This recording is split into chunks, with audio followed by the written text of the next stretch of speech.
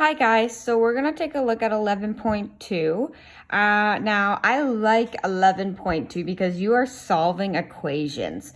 So you're always trying to find what the answer to the letter is. So we're going to look at this number 5 here. So it says b plus 5 equals 8.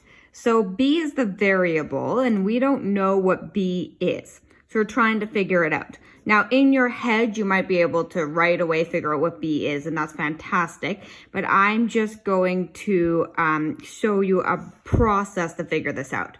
So when we have plus 5, to figure out B, we want to get the letter by itself. So we want to get rid of this plus 5.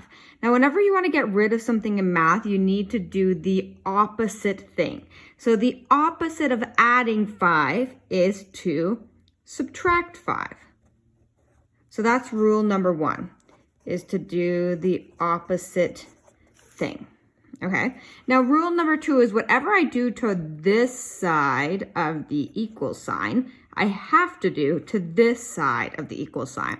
So I added a minus 5 to this side. So I need to add a minus 5 to this side. So now I'm going to rewrite this equation because I've made it really messy. So this cancels each other out because they're opposite. So I have just B, then my equal sign, 8 minus 5. So this says that B equals 8 minus 5. And now this equation is easy to figure out. I know that B equals 3. Now, just to double check, I'm going to take this number and put it in my original equation to see if it makes sense. So I'm going to put 3 instead of B plus 5 equals 8. That's my original equation, and it makes sense. So now we're going to do another one. I'm going to do this bottom one down here.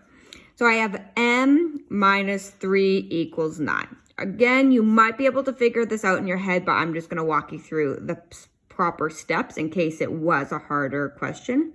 So my first step is to do the opposite thing to get m by itself. I want m to be by itself because as you can see, when we got b by itself, then this equation was super easy. So to get m by itself, I need to do the opposite thing. That would be adding 3.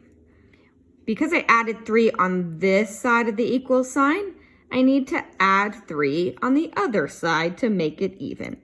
This cancels each other out. So I will just have m equals 9 plus 3. M equals 12. And I always want to go back and make sure it works with the original equation.